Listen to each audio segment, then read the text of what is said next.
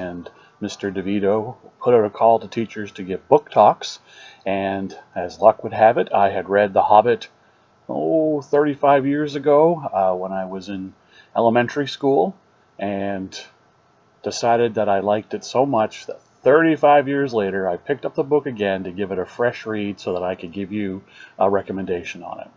So what's The Hobbit about?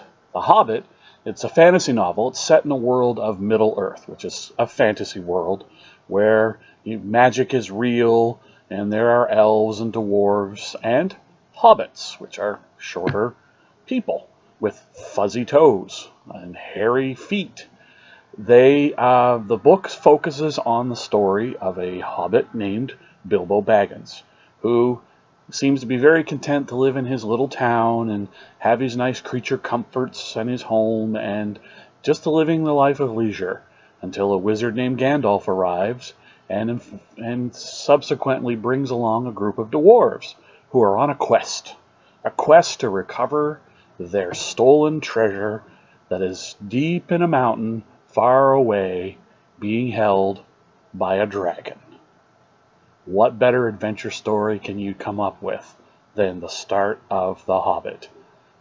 Bilbo decides to help the dwarves, and the book is all about their travels and the adventures they get into on the way, and finally the climax of the book deals with what happens at the mountain when they decide to take on the dragon.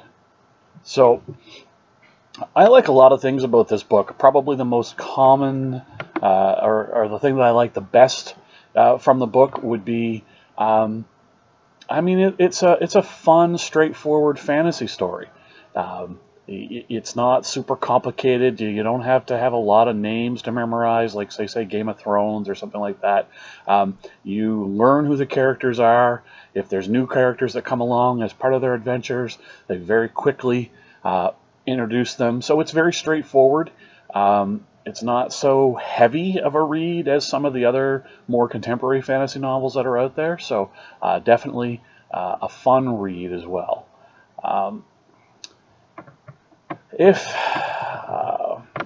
Things that I like the best.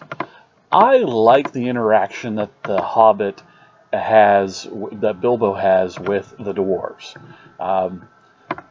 They all have sort of personalities. You start to learn who they are. So even though they're dwarves, and Snow White and the Seven Dwarves, they have their little personalities. Well, really, a lot of that comes from this book. This book was first written in 1905.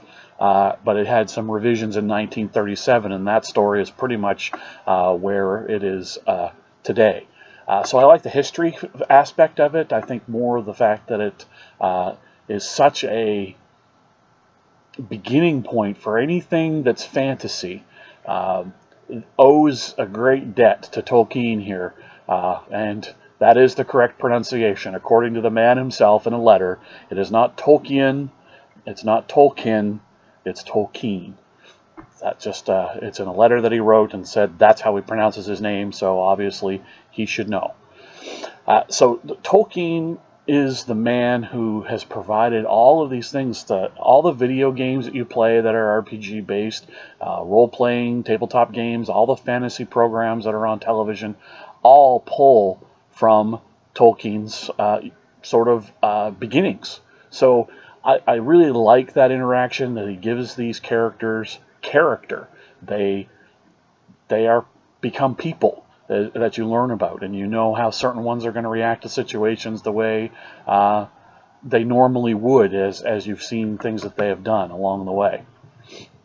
The book does have a little bit of difficult language in it at times. I think that the context of the paragraphs and the sentences around it will certainly help you be able to figure out what those words are, but there's some older English obviously being written, 80 years ago is going to make a bit of a difference between the dialogue that you're used to today and some of the dialogue that he uses. Plus, the fantasy genre is going to have some terminology that comes with it. But that said, this was written as a children's book, and as I said, I read this book when I was in grade 5. and enjoyed it, and I felt I understood the story, so I think you would be able to handle that as well.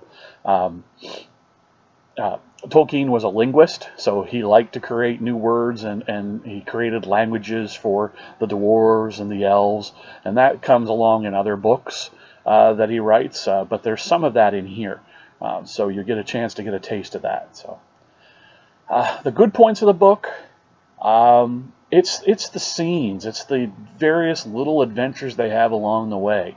The scene with Gollum is fantastic.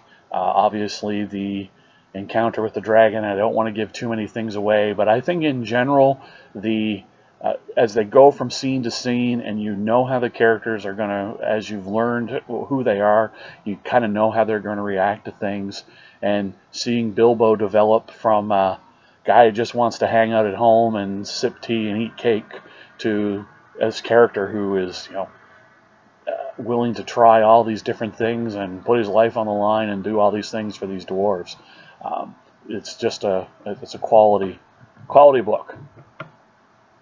But I do have to give you some of the bad points, because obviously you're picking books for your novel for the semester, so I have to be fair. Bilbo can be a bit annoying. He whines and complains a lot because, oh, I want to go back to my home in Bag End. I want to have my cake and sleep in my nice bed. So after a while, that gets a little repetitive, and you just kind of go, well, just, you came, so shut up and just do what you're supposed to do. But that's part of who he is, and by the end of the book, we're moving beyond that. But it certainly is an issue earlier on. Yeah, that I think was probably the bad point, and if I'm being honest about the language might be in certain spots a little off-putting for some people, depending on what you like. So I thought I would read an excerpt which comes from near one of the big points of the book, which is obviously when Bilbo, who is hired to be the burglar of the group to break into the mountain where the dragon is. Now comes the time where Bilbo is being put to the test. The dwarves have gotten to the door, and they're telling him, go in, scout out the place, and let us know what we're up against. It was at this point that Bilbo stopped. Going on from there was the bravest thing he ever did. The tremendous things that happened afterward were as nothing compared to it. He fought the real battle in the tunnel alone, before he ever saw the vast danger that lay in wait.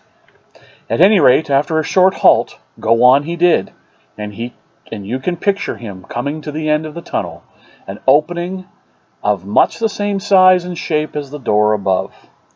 Through it peeps the hobbit's little head. Before him lies a great bottommost cellar, or dungeon hall, of ancient dwarves, right at the mountain's root. It is almost dark, so that its vastness can only be dimly guessed, but rising from the near side of the rocky floor, there is a great glow, the glow of Smaug. There he lay, a vast red gold dragon, fast asleep. Thrumming came from his jaws and nostrils, wisps of smoke, but his fires were low in slumber. Beneath him, under all his limbs and his huge coiled tail, and about him on all sides, stretching away across the unseen floors, lay countless piles of precious things. Gold wrought and unwrought, gems and jewels and silver, red stained in a ruddy light. Smaug lay with wings folded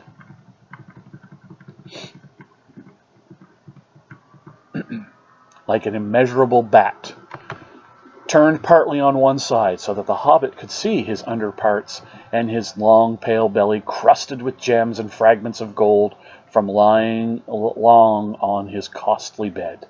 Behind him were the walls, where nearest but could dimly be seen coats of mail, helms, and axes, swords and spears hanging, and there in rows stood great jars and vessels filled with a wealth that could not be guessed. To say that Bilbo's breath was taken away is no description at all.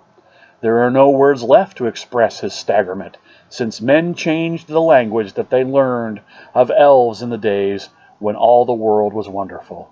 Bilbo had heard tell and sing of dragon hoards before, but the splendor, the lust, the glory of such treasure had never yet come home to him. His heart was filled and pierced with enchantment, and with the desire of dwarves he gazed motionless, almost forgetting the frightful guardian, at the gold beyond price and count.